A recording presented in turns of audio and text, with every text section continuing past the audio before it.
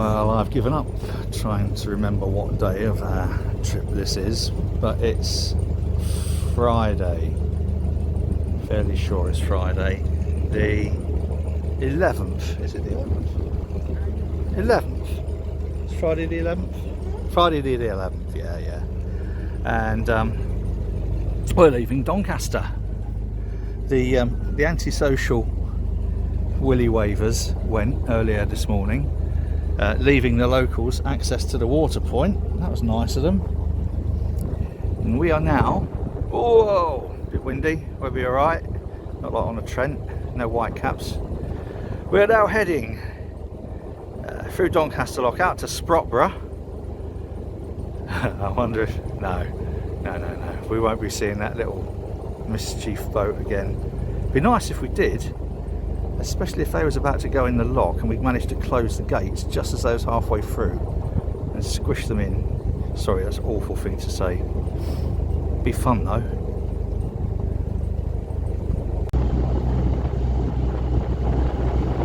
We are underway. We have just cleared Doncaster Lock. When we was leaving, when we were coming to away, whenever it was, many days ago, I put a photo up, just coming past this lot from the other end, saying what a lovely place this is. Quite homely. It's Doncaster Prison. HMP Doncaster. Very homely. But it does look nice from beside that canal. They've made a lovely job of it. You know, obviously somewhere for the inmates to sun themselves on a nice pleasant afternoon.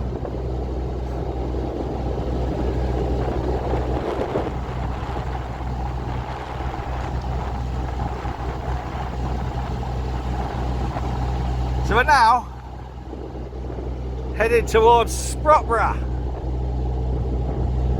then Mexborough and Swinton, Eastwood, Rotherham, finally mooring at Ickles. But there's a couple more interesting places on the way.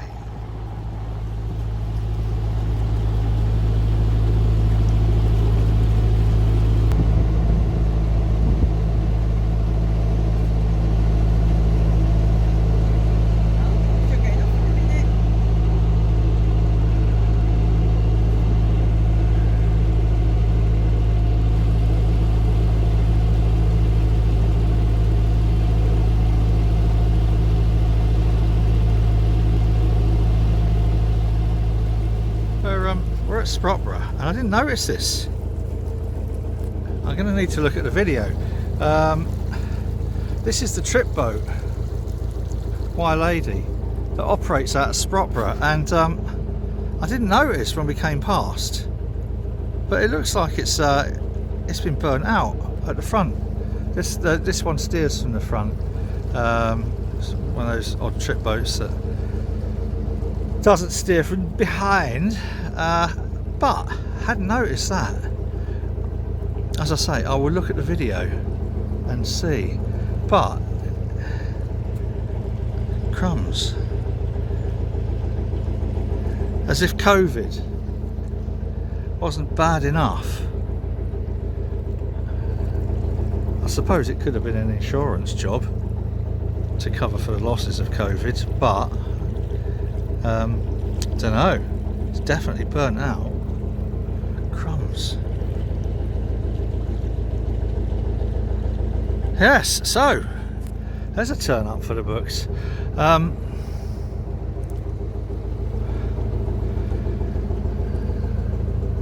Yeah, quite stunned by that.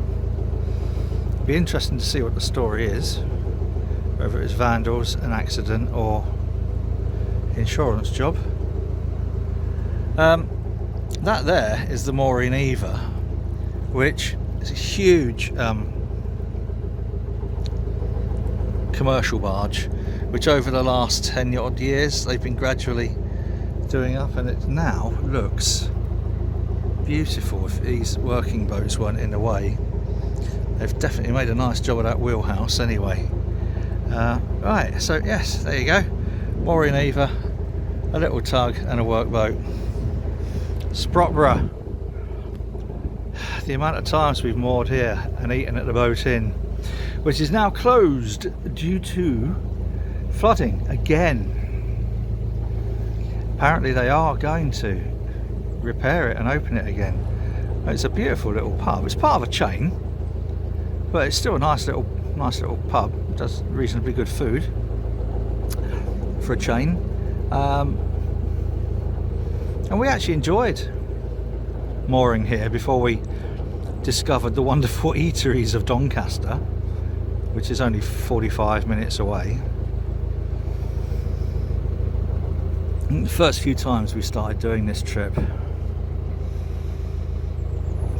by the time we got to Mexborough we was probably quite tired, and the more you get used to it, you know which stretches you can go a little bit faster on and whatever. So now we usually arrive Doncaster ish around tea time. That's the Iron Snail, which we believe might be going up through the Tinsley locks with us tomorrow. Don't know whether they're just stopping here for lunch, but they're headed that way. I think they're moored at Tinsley. Lovely little spot just on the other side of those bushes there. In fact, if you stand where that is, you can see down is the weir, and when you're moored here at night it's dead quiet. All you can hear is the weir. Sounds like a waterfall.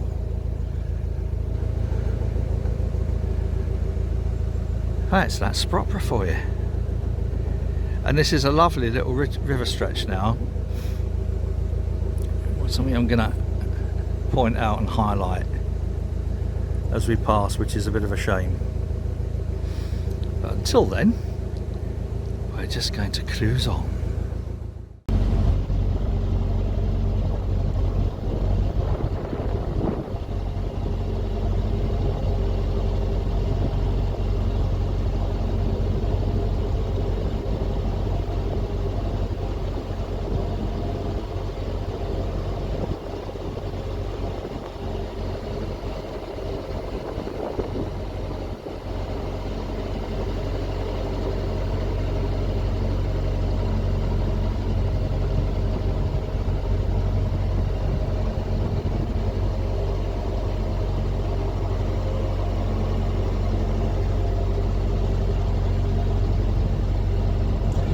I know I tend to take a lot of photographs and video footage of this viaduct,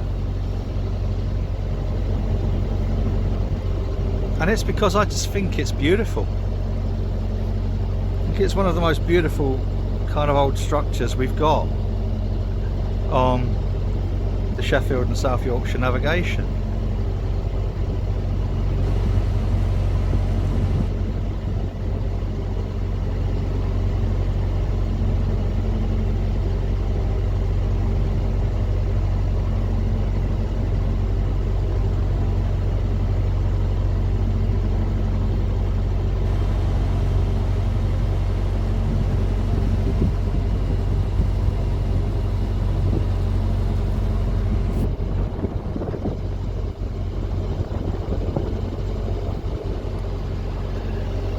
Enough respect to whoever got up there to write that.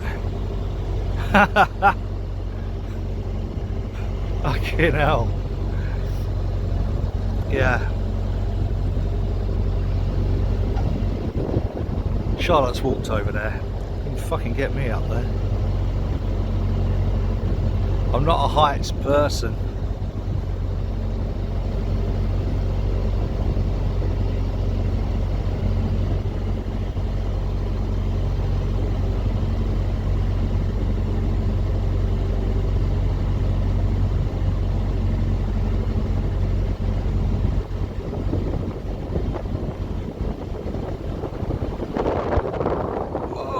Bit windy.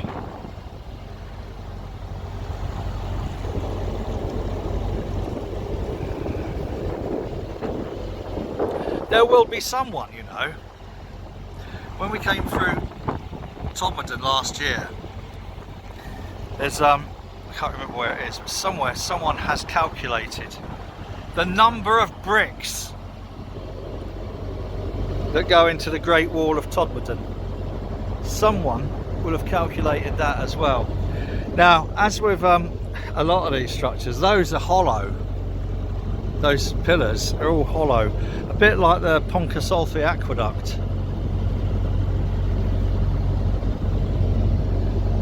But someone, I know it, someone will have calculated how many bricks are in that.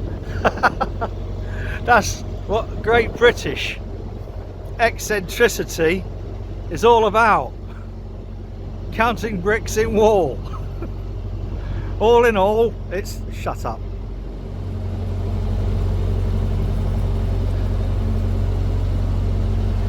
Now, this is a particularly interesting part of the stretch between Sprotborough and Mexborough Bottom Lock. Up here on the left, it's a lovely little building which used to be, looks a little bit more tired and overgrown now, used to be the entrance to a wonderful project in this area. We can't really see it at all now because it's hidden now by that tree, but that little building there was the entrance to, and where you buy your tickets for what was known as the Earth Centre. And so a rather impressive and sadly unsuccessful project aimed at looking at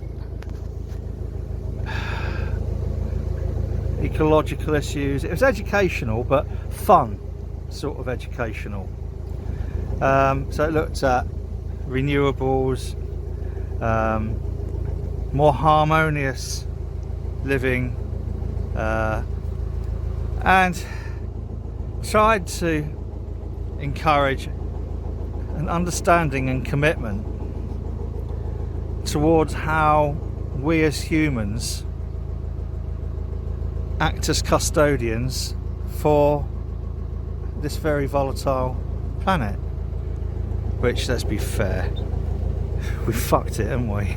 We have broken the planet that we live on, and I say sadly, it was a failure. It didn't really take off. It didn't achieve the success that we was all hoping that perhaps it would. And I'm completely convinced that that's because it was in the north.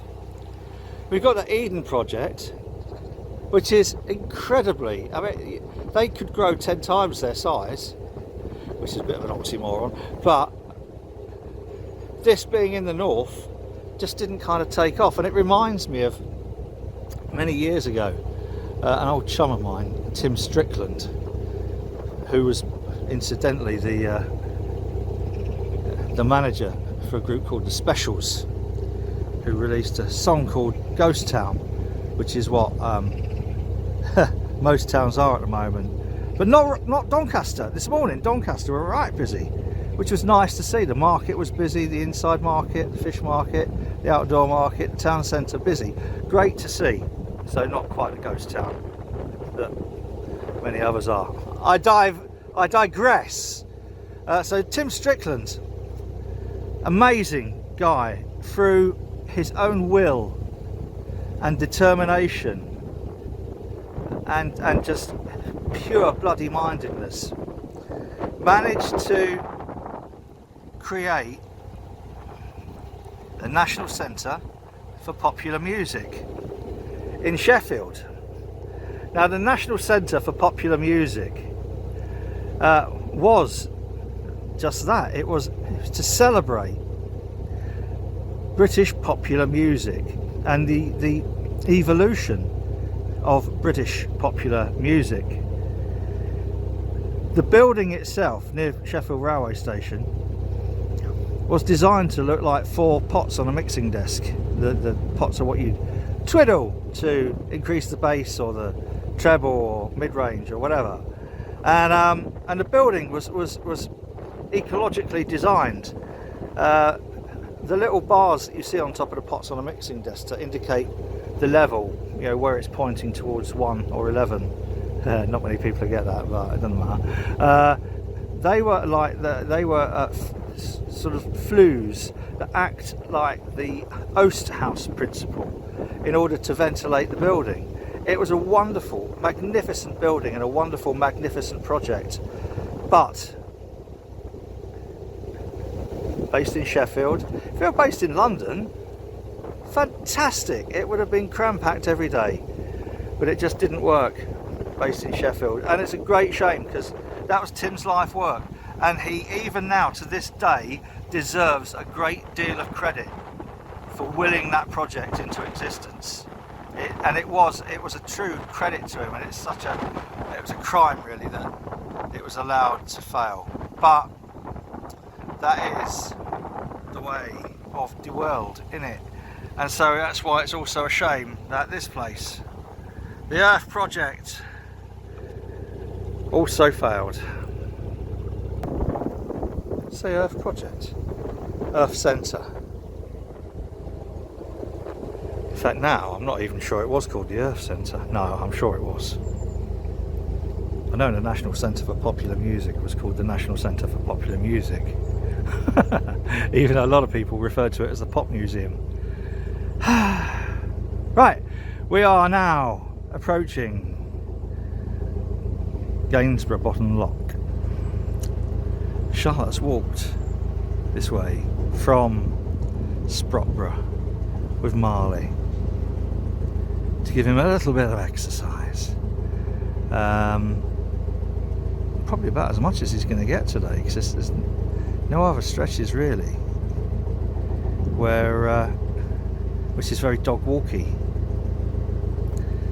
But this is one of the lovely little stretches of the South Yorkshire navigation.